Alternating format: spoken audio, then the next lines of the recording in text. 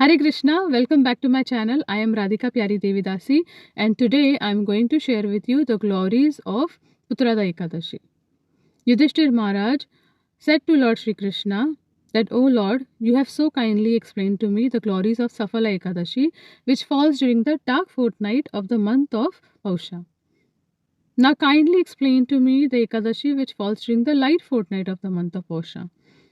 Who is a worshipable deity on this particular day, and what are the merits one gets after performing this fast?"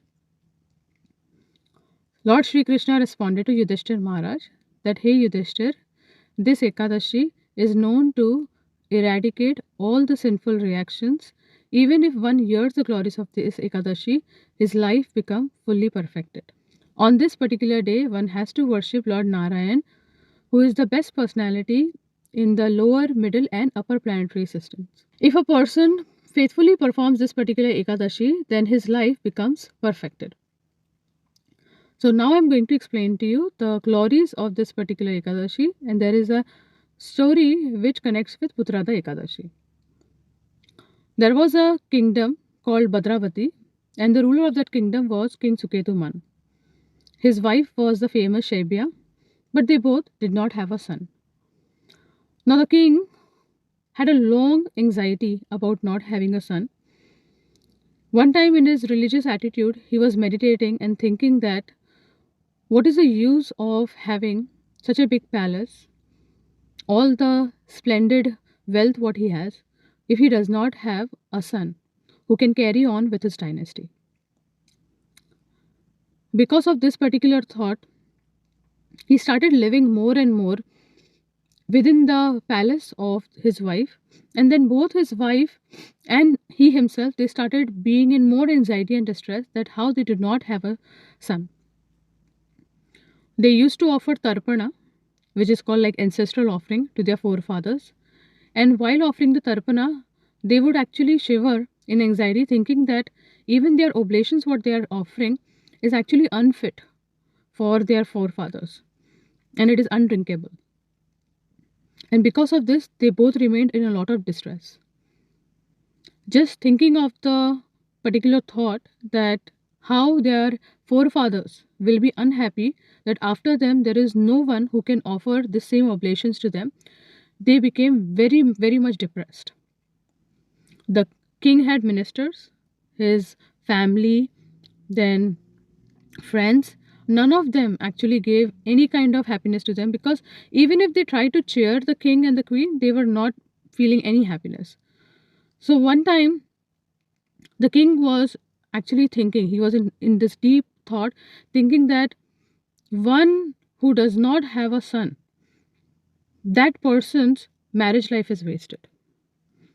One who does not have a son, his splendid palace, his wealth, and everything does not have any value. His forefathers will not get a proper body, they will be in ghost body. So, what is the use of this life? Then he also thinks that a person who has performed meritorious work in the past 100 lives, those people actually beget sons. Anyone who has worshipped Lord Vishnu or the Supreme Personality of Godhead in their past life, they actually beget a son in this current life. That is the proof. Anyone who has a very sharp intelligence, good wealth, and also a son, that sign is shown through the worship of the Supreme Personality of Godhead. So the king starts thinking about all these kind of things, and he also after that starts getting dreams. So he wakes up from his horrible dreams, and then he just feels like, what is happening to me? So in all these gloomy feeling and environment, one day he thinks that even in the night he cannot sleep, even in the daytime he is so much depressed and thinking about not having a son. So he thinks about committing suicide. Now, after thinking about committing suicide, he finally realizes that even if he commits suicide, what is going to happen is that person who commits suicide doesn't get a proper body after that act. So he will get a hellish body or like a ghostly body, there will be no body. So then what is the use of doing that? So the king just gets so frustrated with all these thoughts that he just goes, mounts on his horse, and then he leaves the palace. So now he leaves the palace and he enters into a forest.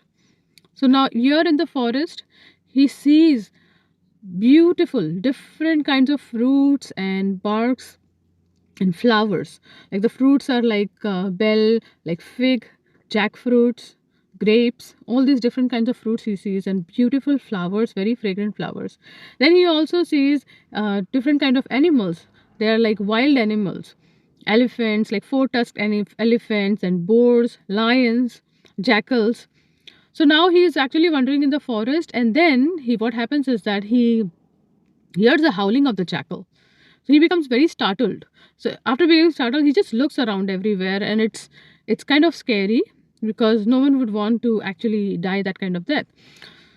Then he mounts back on his horse and is going further, and then it's actually midday and it's very hot in the forest, and he's thirsty and he's hungry. He's having this grumbling stomach and he's feeling very hungry, and then all of a sudden he just enters a place, and his actually right side of the body, it's actually called as a as per the Vedic tradition or shastra, it is said that when the right side of the man starts shivering or quivering, then it is a good sign. So he actually notices that kind of signal or symbol, and then he thinks that okay, something is going to happen like good. So he enters and deep into the forest, and then he sees a very beautiful pond, very beautiful pond, like with amazing lotuses and different kinds of flowers, and then there is this very clean water.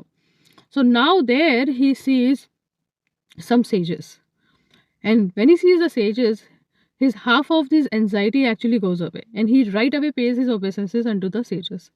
And he asks them that, oh beautiful sages, please tell me who you are and what are you doing here.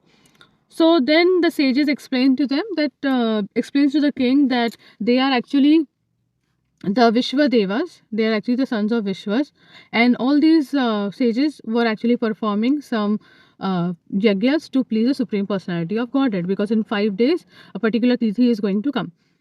So then today is, they explain that today is actually the famous Ekadashi called the Putrada Ekadashi.